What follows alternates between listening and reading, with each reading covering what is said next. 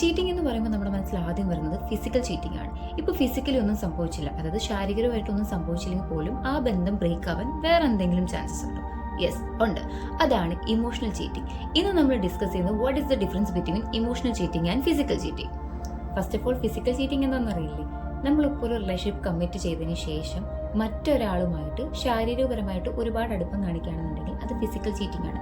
Like kissing, physical intimacy, sexual relationship maintain ചെയ്യുക, ഇതെല്ലാം physical ചീറ്റിംഗിൽ ഉൾപ്പെടുന്നതാണ്. ഫിസിക്കൽ ചീറ്റിംഗ് എന്ന് പറയുന്നത് വ്യക്തമായ ഒരു ബൗണ്ടറി ക്രോസ് ആണ്. അതുകൊണ്ട് തന്നെ നിങ്ങളുടെ പാർട്ട്ണറെ അത് ഭയങ്കരമായിട്ട് പെയിൻഫുൾ ആയിരിക്കും. കൂടാതെ ആ റിലേഷൻഷിപ്പിൽ നിങ്ങളോടുള്ള ട്രസ്റ്റും ബ്രേക്ക് ചെയ്യും. ഈ ഇമോഷണൽ ചീറ്റിംഗ് എന്ന് പറയുകയാണെന്നുണ്ടെങ്കിൽ ഇവിടെ ഫിസിക്കലി ഒന്നുമില്ല, അതായത് ശാരീരികപരമായിട്ട് ഇവിടെ ഒന്നുമില്ല, ബട്ട് ഒരു ഇമോഷണൽ കണക്ഷൻ നിങ്ങൾ മറ്റൊരാളുമായിട്ട് മെയിൻറ്റെയിൻ ചെയ്യുന്നുണ്ട്. അതായത് നിങ്ങളുടെ പാർട്ട്ണർ അറിയാതെ മറ്റൊരാളുമായിട്ട് കൂടുതൽ സമയം സ്പെൻഡ് ചെയ്യുക, അവരോട് കൂടുതൽ സമയം സംസാരിക്കുക, അവരായിട്ടൊരു സീക്രട്ട് ഇമോഷണൽ കണക്ഷൻ മെയിൻറ്റെയിൻ ചെയ്യുക.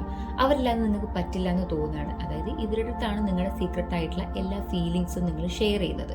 സോ ഇവരായിട്ട് ഭയങ്കര ഇമോഷണലി നിങ്ങൾ കണക്ട് ആയി കഴിഞ്ഞു. അപ്പോൾ ഇവരില്ലാതെ പറ്റില്ല, അല്ലെങ്കിൽ ഇവരോട് നിങ്ങൾക്ക് ഷെയർ ചെയ്തിരിക്കാൻ പറ്റില്ല എന്ന് തോന്നുകയാണ്. ഇവിടെ ഫിസിക്കലി ഒന്നും ഇല്ല, ബട്ട് ഇമോഷണലി നിങ്ങളൊരു സീക്രട്ട് കണക്ഷൻ ഇവരായിട്ട് മെയിൻറ്റെയിൻ ചെയ്യുന്നുണ്ട്. ഈ ഫിസിക്കൽ ചീറ്റിങ്ങിന്റെയും ഇമോഷണൽ ചീറ്റിങ്ങിന്റെയും ഡിഫറൻസസ് എന്താണെന്ന് വെച്ച് കഴിഞ്ഞാൽ, ഫിസിക്കൽ ചീറ്റിംഗ് എന്ന് പറഞ്ഞു കഴിഞ്ഞാൽ ശരീരത്തിന്റെ അടുപ്പും ഇമോഷണൽ ചീറ്റിംഗ് എന്ന് പറഞ്ഞാൽ മനസ്സിന്റെ അടുപ്പമാണ്. പക്ഷേ ഇത് രണ്ടും ആ റിലേഷൻഷിപ്പിന്റെ ട്രസ്റ്റിനെയാണ് ബ്രേക്ക് ചെയ്യുന്നത്. അതായത് ഫിസിക്കലാണെങ്കിലും ശരി, ഇമോഷണൽ ആണെങ്കിലും ശരി, അവർ നിൽക്കുന്ന റിലേഷൻഷിപ്പിന്റെ ട്രസ്റ്റിനെയാണ് അത് എഫക്ട് ചെയ്യുന്നത്. ഈ ഫിസിക്കൽ ചീറ്റിംഗ് ഓൾമോസ്റ്റ് നമുക്ക് ഫൈൻഡ് ചെയ്യാൻ പറ്റും, ബിക്കോസ് ഓപ്പോസിറ്റ് നിൽക്കുന്ന പാർട്ട്ണറിന്റെ ബിഹേവിയറും ക്യാരക്ടേഴ്സും ചേഞ്ചസ് വെച്ചിട്ട്. പക്ഷേ ഇമോഷണൽ ചീറ്റിംഗ് എന്ന് പറഞ്ഞാൽ നമുക്ക് പെട്ടെന്ന് ഫൈൻഡ് ചെയ്യാൻ പറ്റത്തില്ല, കാരണം ആ റിലേഷൻഷിപ്പിൽ കൂടുതലും സൈലൻസ് ആയിട്ടായിരിക്കും പോകുന്നുണ്ടാവും. ഇതിന്റെ ഒരു മെയിൻ ഫാക്ടർ എന്താണെന്ന് വെച്ച് കഴിഞ്ഞാൽ, ഇത് ഇൻഡിവിജ്വൽ വൈസ് ഡിഫറെന്റ് ആണ്. അതായത് ചില ആൾക്കാർക്ക് അവരുടെ പാർട്ട്ണർ ഫിസിക്കലി ചീറ്റ് ചെയ്തു എന്ന് പറഞ്ഞു കഴിഞ്ഞാൽ ആ റിലേഷൻഷിപ്പ് കണ്ടിന്യൂ ചെയ്യാനും താല്പര്യം ഉണ്ടാവില്ല, ആ റിലേഷൻഷിപ്പിലുള്ള ട്രസ്റ്റും ബ്രേക്ക് ആവുകയാണ്.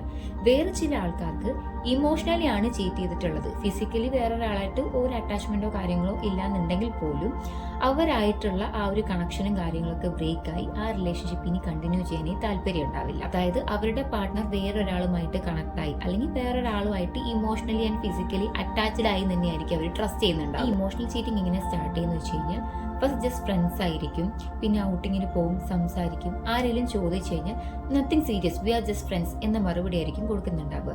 ബട്ട് ആക്ച്വലി ഇവിടെയാണ് ഇമോഷണൽ കണക്ഷൻ മാറി അത് അറ്റാച്ച്മെന്റ് ആയി വളരുന്നത്. ഒരു ഹെൽത്തി റിലേഷൻഷിപ്പ് എന്ന് പറയുന്നതിൽ ട്രാൻസ്പെറൻസി ആയിരിക്കും ഉണ്ടാവുക. ആ രണ്ട് വ്യക്തികൾ തമ്മിൽ പ്രത്യേകിച്ചൊന്നും ഹൈഡ് ചെയ്യേണ്ട ആവശ്യം വരത്തില്ല, സീക്രട്സ് കുറവായിരിക്കും. നിങ്ങളുടെ ഇമോഷണൽ നീഡ്സ് എല്ലാം നിങ്ങളുടെ പാർട്ട്ണറുമായിട്ടായിരിക്കും കൂടുതലും ഷെയർ ചെയ്യുക. ഇഫ് നിങ്ങൾക്ക് നിങ്ങളുടെ പാർട്ട്ണറായിട്ട് എന്തെങ്കിലും ഹൈഡ് ചെയ്യേണ്ടി വരുന്നുണ്ട്, അല്ലെങ്കിൽ ഓപ്പൺ ആയിട്ടൊന്നും സംസാരിക്കാൻ പറ്റുന്നില്ല എന്നുണ്ടെങ്കിൽ അത് ഒരു വാർണിംഗ് സൈൻ ആണ്. ഒരു റിലേഷൻഷിപ്പിൽ ഏറ്റവും ഇമ്പോർട്ടൻ്റ് ആയിട്ട് വേണ്ടത് ലവ് മാത്രമല്ല, ട്രസ്റ്റ് കൂടിയാണ്. ഫിസിക്കൽ ചീറ്റിംഗ് ആണെങ്കിലും ഇമോഷണൽ ചീറ്റിംഗ് ആണെങ്കിലും അത് നിങ്ങളുടെ റിലേഷൻഷിപ്പിന്റെ ട്രസ്റ്റിനെയാണ് ബ്രേക്ക് ചെയ്യുന്നത്. അതുകൊണ്ട് ബൗണ്ടറീസ് എപ്പോഴും ക്ലിയർ ആക്കി വെക്കുക, ഓപ്പൺ കമ്മ്യൂണിക്കേഷൻസ് മെയിൻറ്റെയിൻ ചെയ്യുക. റിലേഷൻഷിപ്പിലും നിങ്ങളുടെ പാർട്ട്ണറിനോടും ഒരു റെസ്പെക്റ്റ് കീപ്പ് ചെയ്യണം.